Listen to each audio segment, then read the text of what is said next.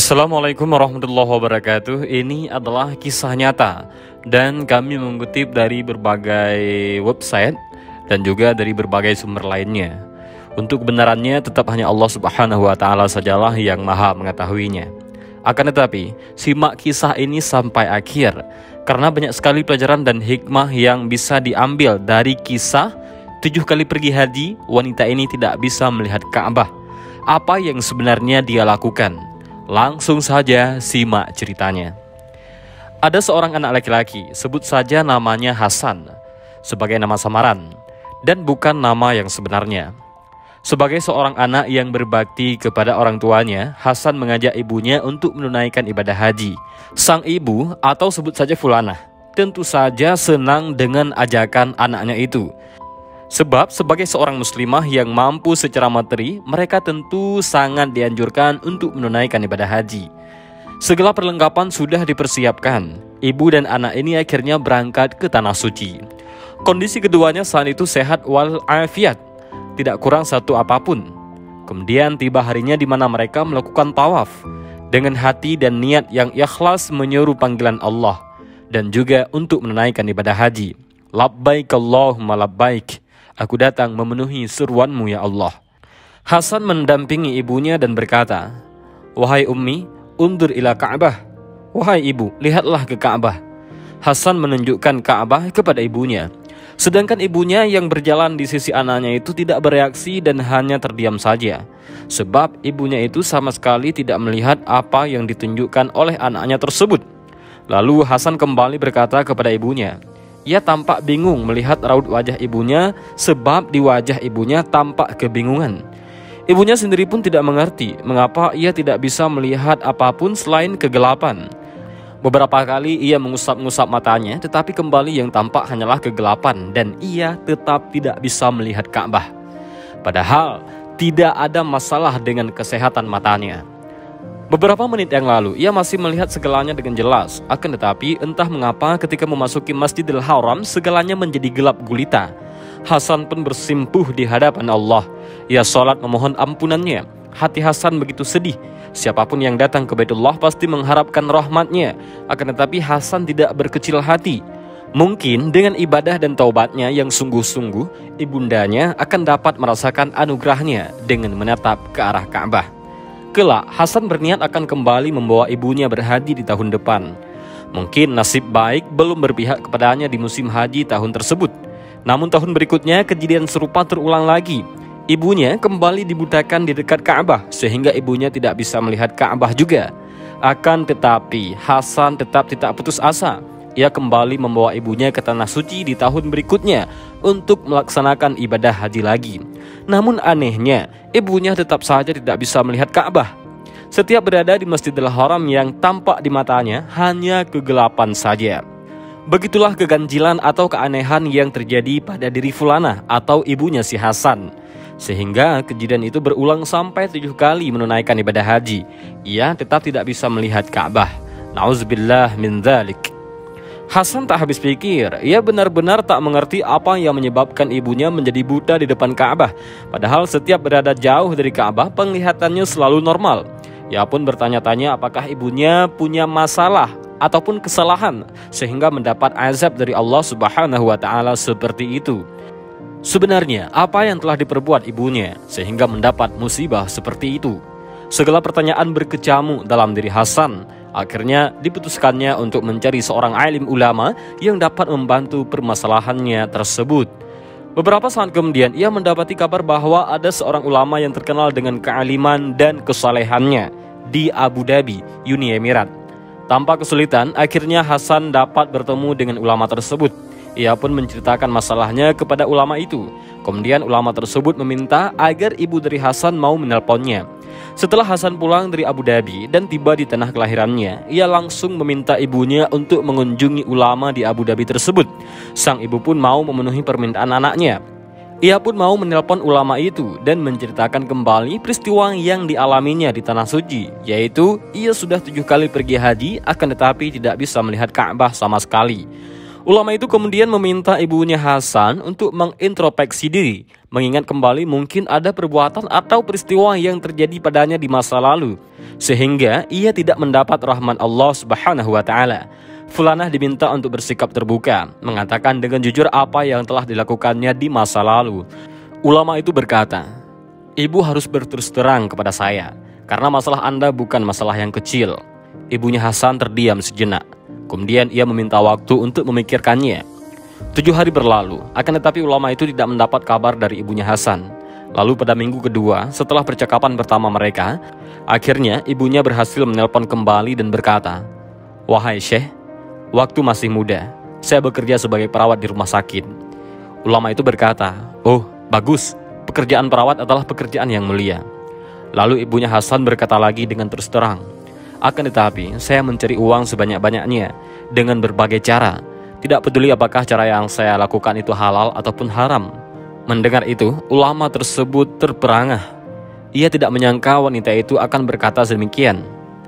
Yang lebih mengejutkannya lagi, ibunya Hasan kembali berkata, "Di sana, saya seringkali menukar bayi karena tidak semua ibu senang dengan bayi yang telah dilahirkan.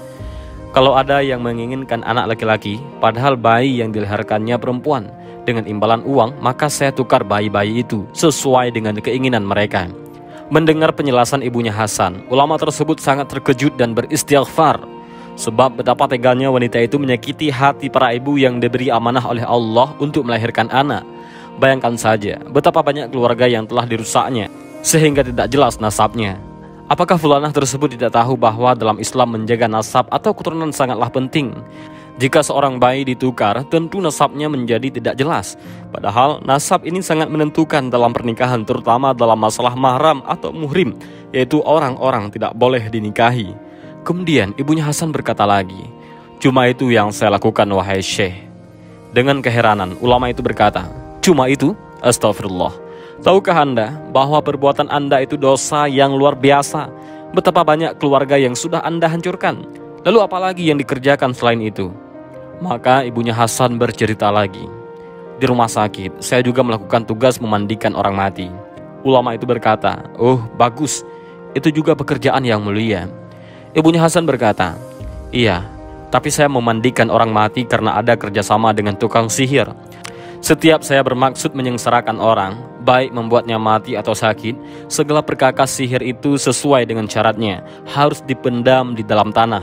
Akan tetapi, saya tidak menguburkannya di dalam tanah, melainkan saya masukkan benda-benda itu ke dalam mulut orang yang mati tersebut." Astagfirullah, sungguh perbuatan yang tidak terpuji. Kemudian ibunya Hasan melanjutkan ceritanya. Suatu kali, pernah seorang yang alim meninggal dunia.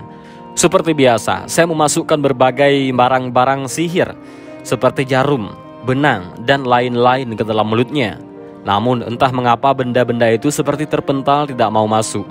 Walaupun saya sudah menekannya dalam-dalam, benda-benda itu selalu kembali keluar. Saya coba lagi, begitu seterusnya berulang-ulang. Akhirnya emosi saya memuncak. Saya memasukkan benda itu dan saya jahit mulutnya. Cuma itu dosa lain yang saya lakukan, wahai Syekh."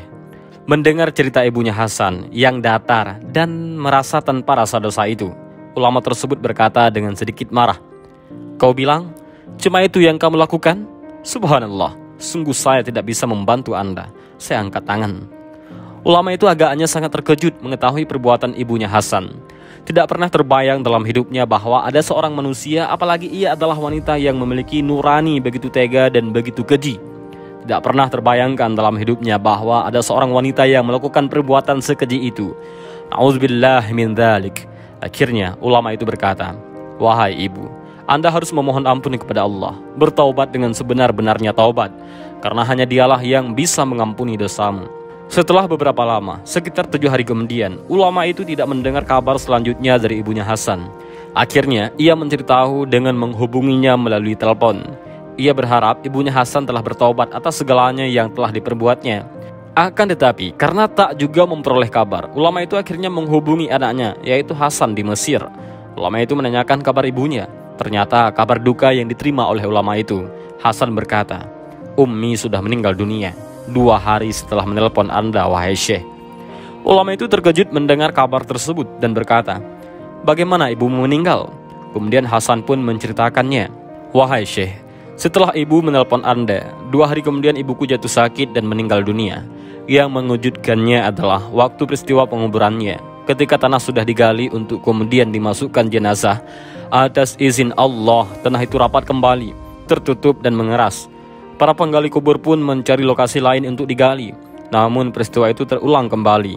Tanah yang sudah digali kembali menyempit dan tertutup rapat lagi. Peristiwa itu berlangsung begitu cepat sehingga tidak seorang pun pengantar jenazah yang menyadari bahwa tanah itu kembali rapat. Dan peristiwa itu terjadi berulang-ulang. Para pengantar yang menyaksikan peristiwa itu merasa ngeri dan merasakan sesuatu yang aneh terjadi. Mereka yakin kejadian itu pastilah berkaitan dengan perbuatan si mayit tersebut. Akhirnya, orang penggali kubur putus asa dan kelelahan karena pekerjaan mereka tak juga selesai sampai waktu hampir maghrib tiba. Tidak satupun lubang yang berhasil digali. Mereka akhirnya pasrah dan beranjak pulang. Jenazah itu dibiarkan saja tergeletak di hamparan tanah kering korontang.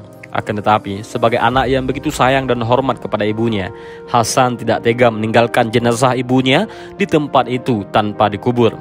Kalaupun dibawa pulang, rasanya juga tidak mungkin. Hasan pun termenung di tanah perkuburan seorang diri. Dengan izin Allah, tiba-tiba berdiri seorang laki-laki yang berpakaian hitam panjang, seperti pakaian khusus orang Mesir. Lelaki itu tidak tampak wajahnya.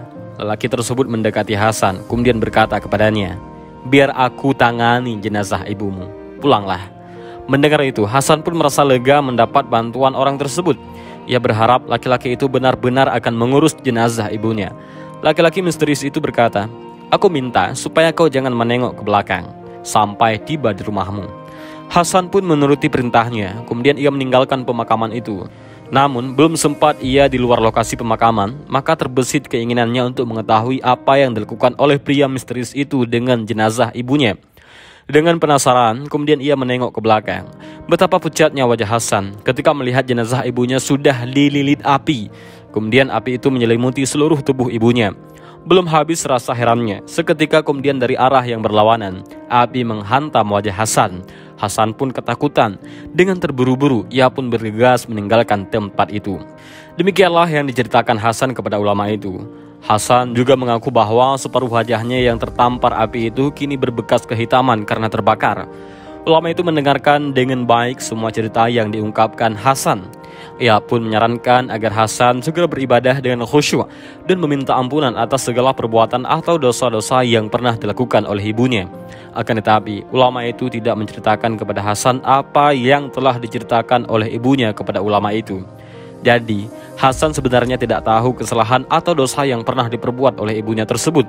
Ulama itu juga meyakinkan Hasan bahwa apabila anak yang soleh itu memohon ampun dengan sungguh-sungguh, maka bekas luka di pipinya itu dengan izin Allah akan hilang. Dan benar saja, tak berapa lama kemudian Hasan kembali mengabari ulama itu bahwa lukanya yang dulu amat terasa sakit dan panas luar biasa itu, semakin hari bekas kehitamannya hilang. Tanpa tahu apa yang telah dilakukan ibunya selama hidupnya, Hasan tetap mendoakan ibunya. Ia berharap apapun perbuatan dosa yang telah dilakukan oleh ibunya akan diampuni oleh Allah Subhanahu wa Ta'ala. Kisah penuh hikmah ini benar-benar memberikan banyak pelajaran bagi kita. Terlepas dari benar atau tidaknya kisah yang dibilangnya nyata ini, sebaiknya kita cukup mengambil hikmahnya saja dan memohon perlindungan kepada Allah Subhanahu wa Ta'ala, supaya diri kita, keluarga kita, keturunan kita, dan seluruh kerabat yang kita cintai, semoga Allah jauhkan dari keburukan yang seperti itu dan dari segala macam bentuk keburukan di dunia dan akhirat. Dan silahkan komen di bawah kira-kira pelajaran apa yang bisa kita ambil. Demikian video ini, mudah-mudahan bermanfaat. Allahu a'lam bishawab. Assalamualaikum warahmatullahi wabarakatuh.